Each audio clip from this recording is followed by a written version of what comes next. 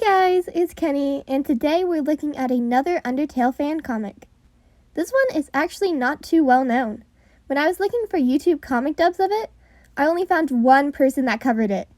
And the voice acting doesn't suck. I mean, listen to my voice and tell me that's not low quality. But it's not great, and the channel doesn't freaking cite the comic creator. Oh my gosh, that ticked me off so much. I was trying to find the link to the original creator of the comic so that I could go through it step by step while writing the script, but the person didn't put any links on the 5 videos I found. My gosh, if I was the comic creator, I would be so pissed. So pissed. But whatever. What comic am I even talking about today? Well, it's the adventures of Gaster Inc. and Gaster Error. I don't know the actual title of the comic because while the comic is in English, the Tumblr is in Chinese, I think. I don't know off the top of my head. Have mercy. The whole premise of the comic is that these ink and errors are basically fused with Gaster. The designs take elements from both characters and are honestly breathtaking. G-Ink is amazingly done, and G-Error has those floaty hand things that are just so much fun.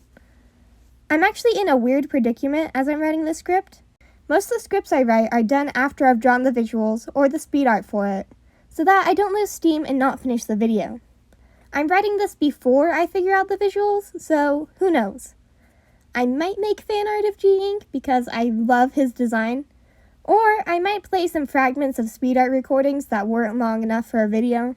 Who knows? Let's talk about the comic story because it's honestly really fun. The comic, of course, is linked in the description. I'm going to go quite in depth with the story, but I recommend reading it blind. It's a really good story. The story starts with us following G-Ink as he's running through the multiverse, after feeling a disturbance in the Force. One thing to note about the multiverse in this comic is that instead of paper, it's all doors, which is really cool. It reminds me of like that one Underverse scene, when you can see the multiverse has different skins like the papers and the islands. It's a really cool detail. Back to G-Ink. We follow him into a fight with G-Error where Ink is putting on the defensive.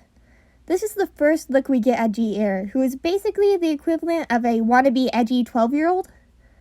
You can definitely tell that Ink's more mature and has been around longer, as he explains that he's not G-Error's enemy. G-Error, of course, is a little brat about it and continues to attack. Ink easily stops him and tries to explain that destroying is not Error's job. Error refuses this, so Ink resorts to knocking him out and taking away his floating hands. This scene actually has a really cool frame, where you can see Ink hug Error saying, "I finally found you." I remember reading a theory a while ago in the comment section of the comic dub. It basically went that G-Ink and Error used to be normal Ink and Error, but got older. One day, Error dies and gets reincarnated as G-Error, meaning G-Ink would just be an older Ink, and G-Error is Error's reincarnation. That would explain the scene here where you can see that there has got to be some history behind these characters outside the battles. But it doesn't get confirmed in the comic. Next, we cut to Ink, who seems to be in his house. G-Error comes busting through the door, terrified because there's plushies in there. He sees Ink and blows up at him. Ink calmly tries to explain what's going on, but Error is having none of it. Ink decides the best course of action is to just leave Error alone in the room until he can calm down. Ink pretends to teleport away, but just hides behind the corner. While he's gone, Error turns on Megalovania and proceeds to wreck the room while dancing, which is legitimately funny. Ink then comes in and Error has to deal with the repercussions. Throughout the comic, you can tell Ink is very calculating in his approach to everything. I imagine him with like an old British teacher voice, kinda cold. You can tell that in this next scene. Ink binds Error's legs to the table and tries to explain what each of them are supposed to do. He explains that the action of create basically made both of them. He explains that creation is not as clear-cut as just making stuff. To create, you also have to delete. And that's what G-Error is for, to serve the creator and help them delete parts of their creation. He is made to destroy, yes, but it's to help the creator make the best creation they can. There's actually a really good exchange here between Ink and Error. Basically, Error is putting up a fight in the beginning and yells, "To us, only our duty is important, but you hindered me." And Ink responds, "You're right. To us, only duty is important. That's why I hindered you, G. Error." That is some good dialogue. This comic works in parts, so every time it cuts to a new scene, it's a different part. Just so you know. We cut to Ink and Error in front of a door. Ink has finally convinced Error what his job is, to correct mistakes. Ink explains that to do this, you have to open the door, because before Error was just blowing them up. He opens the door to see an array of panels that house all the details of the world. Hey, that kind of reminds me of my story script printouts. Before I, did this to it. Error is mesmerized by the sight and curious to what it is. Ink tries to get his attention with this really cool moment of him pulling the grass texture from the panels to the multiverse floor. Error is still goofing off, and Ink turns his attention to the AU panels. He then senses something and turns around to see a black Chara standing there. Also of note, Ink's first instinct is to protect Error, which is kinda cute. The Chara comes closer and greets them, and Error reveals that he's friends with the creature. Ink tries to explain that it's dangerous, but Error is having none of it. Ink goes to fend it off, but gets bombarded by asks. This gives time for the Charas to appear and persuade Error not to trust Ink. By the time Ink gets the asks handled, there are already too many Charas there, and Error tells them to attack. Ink gets bombarded. Error asks for his hands back, and Ink responds by saying he's just going to use them to destroy, so he'd rather just kneel there forever. Error gets frustrated until the Charas reveal that they already know where the hands are stashed. Now the next part is unclear. Ink now knows that Error has no use for him and gets impaled by black spikes. My first thought is that the Charas did it, but then I looked at the dialogue. Ink laments before getting impaled that this was the last thing he wanted Error to see.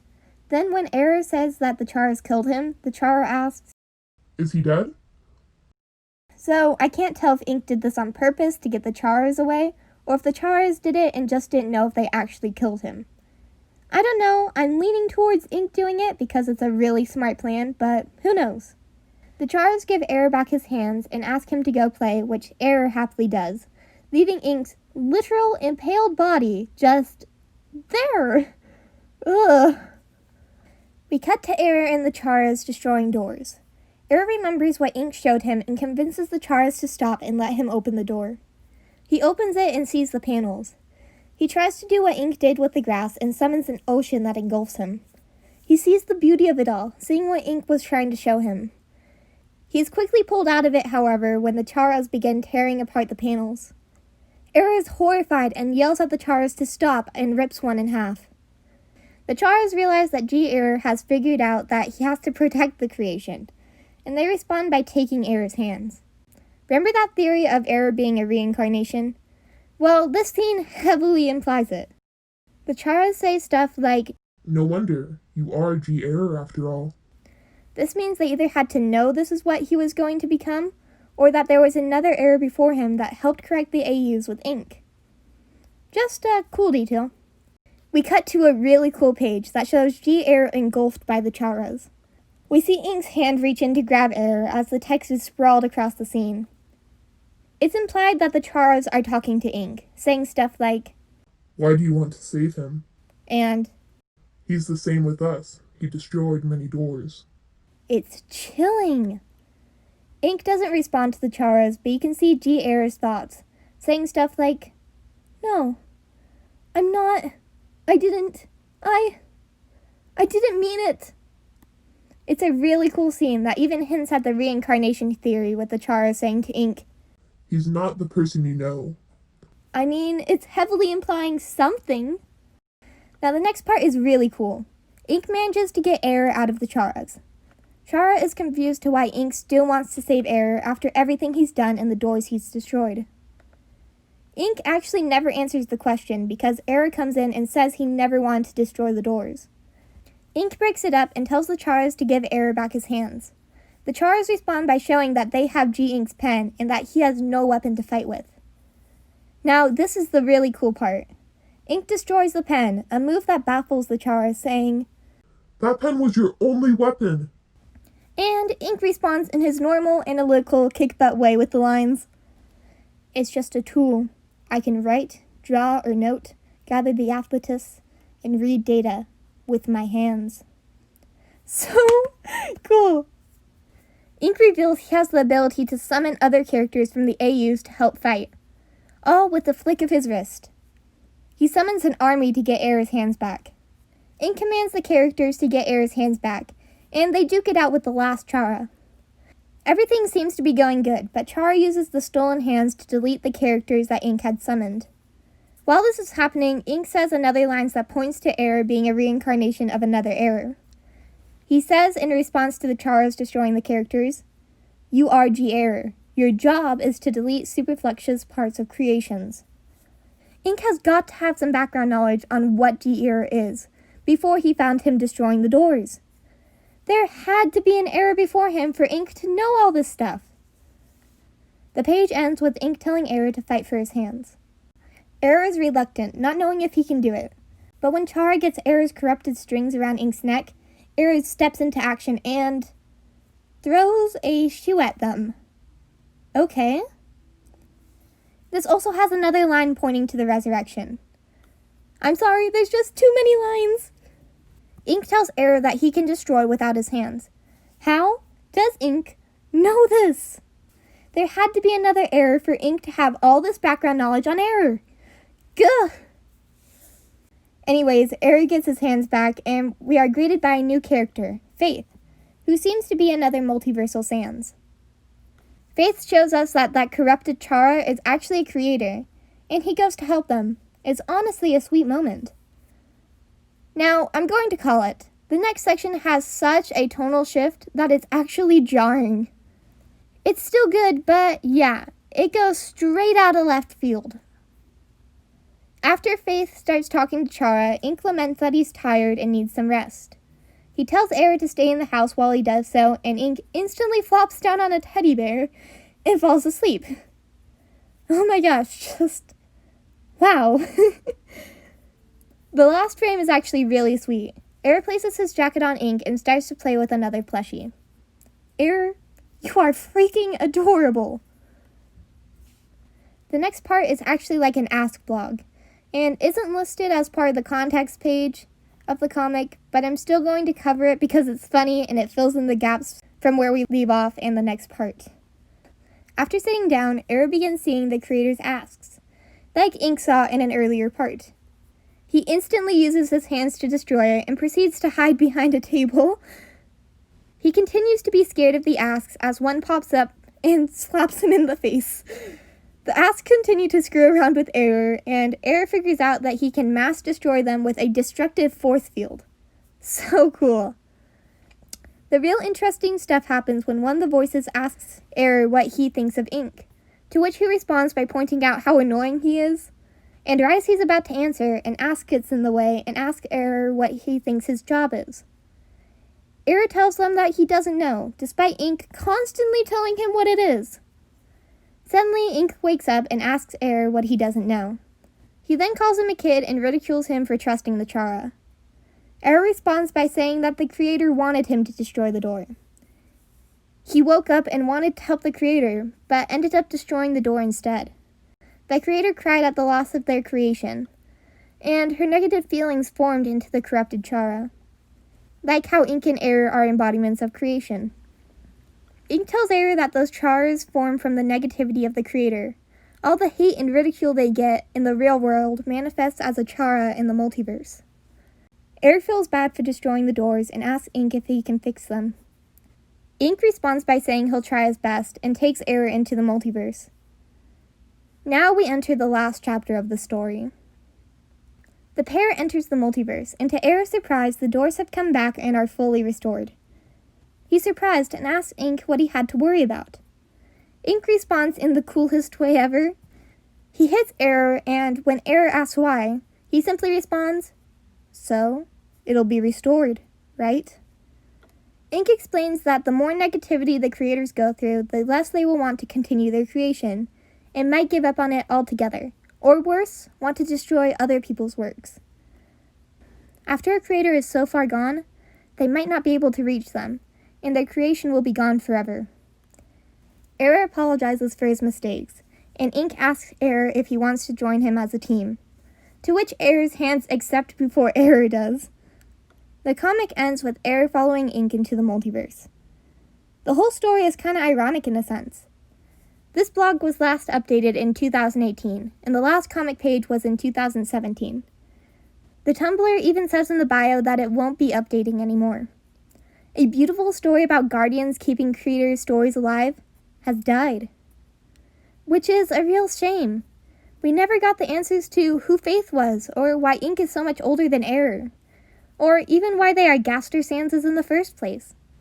I guess it's just up to us to speculate, form theories, and decide for ourselves until the creator comes back. Because, despite the worst-case scenario the comic shows, no one is too far gone. Okay. So, I finished writing the script, and I was going through it when I realized that the Tumblr I was using to research this comic was actually just the comic's Tumblr, not the artist's. So I dug a little further and found the artist's actual Tumblr, which is actually still pretty active. They actually updated the day I started writing this. So the artist is still going and doing some fun stuff. So go give them some love. There's no new G-Ink or G-Error comics except for one I found with the two grown up, and it's actually really cute. If you do go to the artist's Tumblr, don't harass them to make more G-Ink and G-Error comics. Let them draw what they want. Now, back to the original script. So much recording. For the record, this is a 5-page script, and I had to research it. The animation time-lapse was only a 2-page script, and it took me ages to edit together. This is going to be a long video to produce. I really like doing it, though. Being able to revisit a lesser-known comic, especially one this beautifully done. I'll probably end up making fan art of G-Ink, just because his design is so fun. Don't know if it'll be in the video, though. This is what I get for writing scripts before preparing the visuals. Anyways, that's it for this video. See ya! Ink tries to get his attention with this really cool moment of him pulling the grass texture out from one of the panels of the Ink tries to get his attention with this really cool moment of him pulling the grass texture from one of the panels to the multiverse floor. Error is still goofing off, and I need to retake that line, I do. Ink tries to get his attention with this really cool moment of him pulling the grass texture. I should have just grabbed a water while I was downstairs. I should have. Where was I? Ink tries to get his attention with this really cool moment of him pulling the grass texture from one of the panels to the multiverse floor. Error is still goofing off, and that's not a good transition. I have to... Okay, let's try this. Okay. Ink tries to get his attention with this really cool moment of him pulling the grass texture from the panels to the multiverse floor. Error... I cannot say that line right. I cannot say that line right.